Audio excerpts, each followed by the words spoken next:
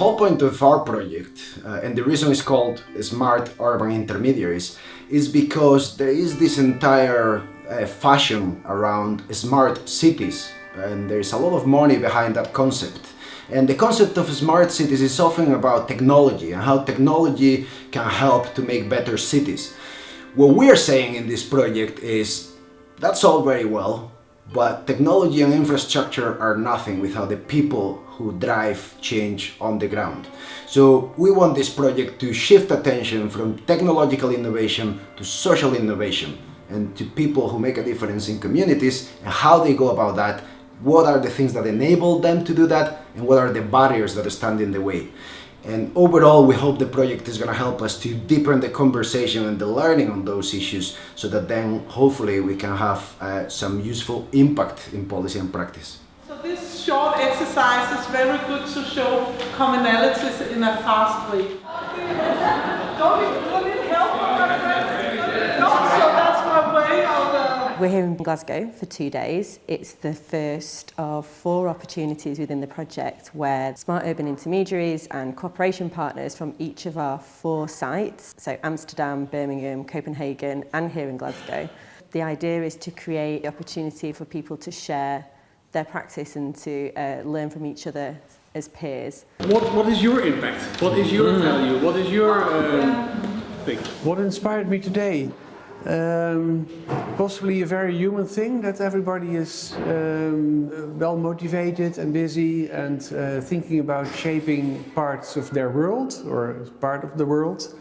Well, I actually find it quite inspirational to meet people from like so many different places in Europe, and sort of already in the way they move and they act and they react, I recognize so many things that it sort of feels like there's maybe sort of a Sui family, a European Sui family.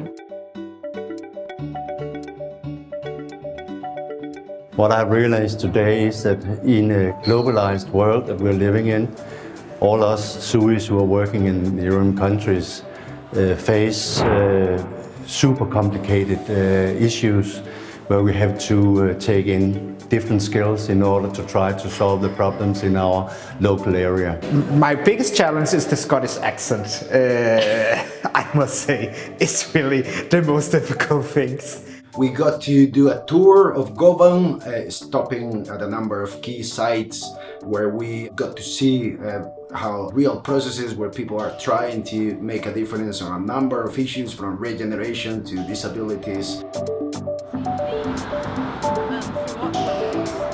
You're asking me about what my first impressions of Glasgow are. I think it's a beautiful city.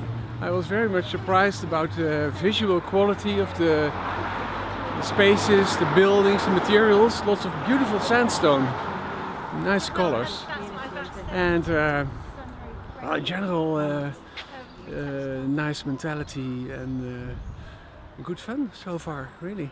Yeah. One of the things that I think has been most interesting about the project is that we've tried to incorporate the use of a method called photo voice, which is using photography to document, to empower and to create a dialogue.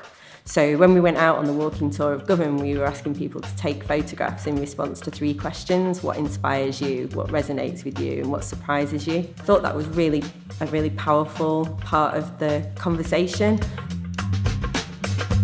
Seeing Govan and photos of Govan from the eyes of other people who might not have visited before is quite interesting, and it helps you to look at Govan in a different way itself.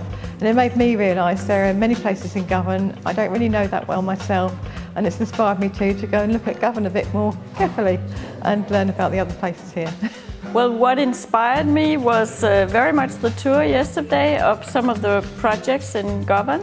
And I have this feeling that there are a lot of strong forces working in the Govan civil society. And that's interesting for me, coming from a country where the public sector takes out a very big role, and thereby does not always leave a lot of space for civil society. So what's really inspired me by being here is being led around Govan by both strategic people, grassroots people, the long-term thinking, the pastoral care, the intelligence with which the different organisations have worked together in a very Google Earth way so grassroots right up to strategic, and they're actually making an impact in a way that I can't really see replicated in my own city. But I'm going to take some ideas from here and try and use that to make something happen. With regards to the last 2 days, I have really been inspired by the different practices that's happening across Europe in terms of local people being involved in changing their communities, and that simple things can mean such a lot within communities, but it has to be driven by communities. The idea of having an international project like this going is that you will find some interesting similarities. So that's what's really, that was what I couldn't know for sure before I came, and which has worked out wonderfully. It feels like there's been a really great buzz in the room, an energy, a vibrancy. People have been able to talk to each other as peers. I've had some really rich and interesting conversations, the opportunity to learn more about what people are doing in different places.